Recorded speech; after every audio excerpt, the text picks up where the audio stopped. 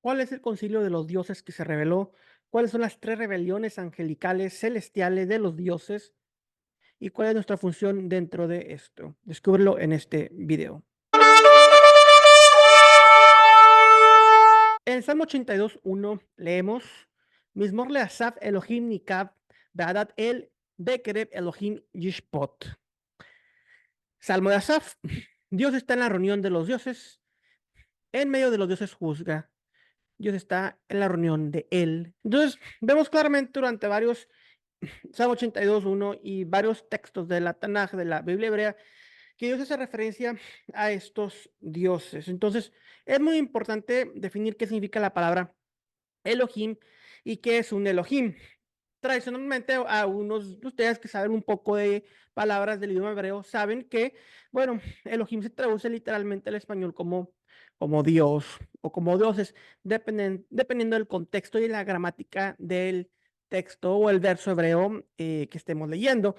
Si el verbo vemos que es un verbo plural, definitivamente vemos que el sujeto es algo plural, pero si es un verbo singular, pues obviamente sabemos que habla acerca de un solo Dios. Entonces, vamos a analizar la Tanaj y la Biblia hebrea referente a esto. En Salmo 82:1, claramente el Eterno nos está mencionando que Él está como Dios supremo entre los demás Elohim. Debemos de comprender para que aquel antiguo israelita, la palabra Elohim no significa lo mismo lo que la palabra Dios significa para nosotros. Para el antiguo israelita, un Elohim puede ser cualquier ser espiritual. Por lo tanto, cualquier ser espiritual es un Elohim, pero no todos los Elohim son Hashem, Jehová, Yahvé, el Dios eterno. El Dios eterno, Hashem, es el único en esencia, es el único que es omnipresente, omnipotente, omnisciente. Todo lo demás Elohim son seres creados por Hashem. Por lo tanto, no es raro o no es difícil entender el uso de la palabra ángelos en el Brit Hadashah del Nuevo Testamento al traducir todos estos versos al griego y cambiar la palabra Elohim por ángel, ya que obviamente en este concepto pues se podría entender que estos son seres creados inferiores a el Elohim supremo. Entonces, no es no es que hayan muchos dioses, simplemente es nuestro contexto, nuestro entendimiento de la palabra Elohim lo que debe de ser moldeado para comprender las escrituras y lo que el verso nos está diciendo.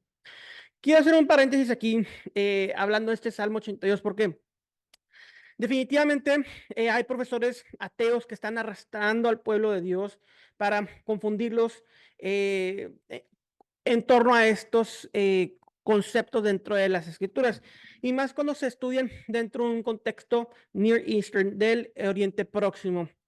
Es evidente que dentro de las culturas, la religión cananita, los textos ugaríticos, Mesopotamia, etcétera, existen definitivamente concilios de los dioses, donde se reúnen los dioses y un dios supremo, más que nada, como les menciono, los textos ugaríticos, donde él, el dios supremo, o también Ilú, como es también pronunciado, es el dios supremo el quien lidera este concilio de los dioses en los textos ugaríticos. Es necesario entender que no es que las escrituras estén copiando los textos de su entorno, sino que debemos de comprender que la tradición, la veracidad de Dios fue definitivamente transmitida y fue moldeada y fue manipulada a partir de eh, después de que las naciones fueron dispersadas, y es lo que veremos a continuación.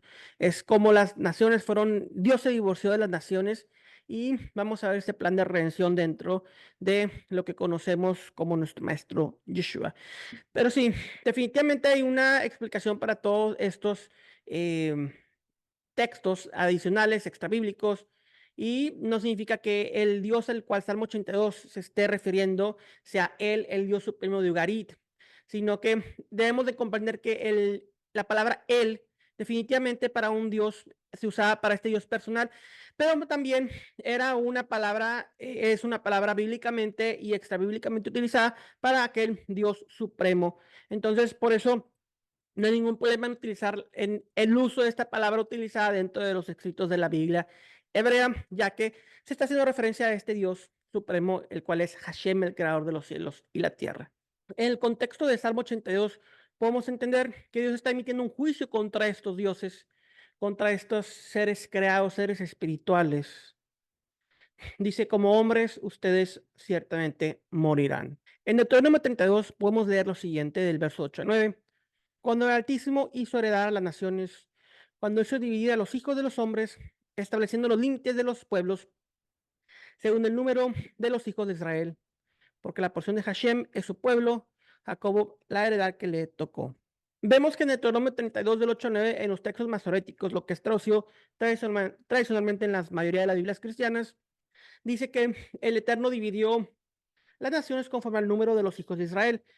La cuestión es que, por ejemplo, en los rollos del Mar Muerto, en los fragmentos 4Q, Deut J, leemos, cuando el león dio herencia a las naciones, cuando separó a los hijos de los hombres, fijó límites de los pueblos según el número de los hijos de Dios, Bene Elohim, Bene Elim, porque la porción de Hashem era su pueblo, Jacobo, la fuerte de su herencia. Y en la Septuaginta griega leemos lo siguiente, cuando el Altísimo dividió las naciones, cuando separó a los hijos de Adán, puso los límites de las naciones según el número de los ángeles de Dios, ángel onceo, y su pueblo Jacob llegó a ser la porción del Señor, Israel fue el linaje de su herencia. Entonces, definitivamente, vemos que hubo una división del pueblo, entre el pueblo de Israel y las demás naciones gentiles. En Deuteronomio 32, en esta cosmovisión, vemos que Dios se divorcia de las naciones. Y después, en los versos siguientes, vemos que dice que en el verso 9, Jacob fue la herencia o es la parte de su heredad, su porción de Hashem. Y los demás pueblos son divididos conforme al número de los hijos de Dios, o lo que después en el griego se traduce como ángeles. Pero estos hijos de Dios, a los cuales Dios está dividiendo las naciones, son los mismos concilio divino, o esos mismos dioses, o esos mismos hijos de Dios que vemos en el Salmo 82. Aquí hubo un problema, que en esta rebelión de los dioses, ellos tomaron gobernatura, posesión, reinado sobre los gentiles y les gustó la adoración a sí mismos. Por eso Dios los juzga en Salmo 82 y le dice, ciertamente como hombres ustedes morirán. Eso se unió a la rebelión que hubo en Génesis 3 por medio de la serpiente antigua, ser guardián del trono celestial, el cual se rebeló ante Dios, que también lo mencionan los profetas. Pero en Salmo 32 vemos que ellos también, esos Elohim, esos hijos de Dios, son rebeldes y se convierten en ídolos, en idolatría.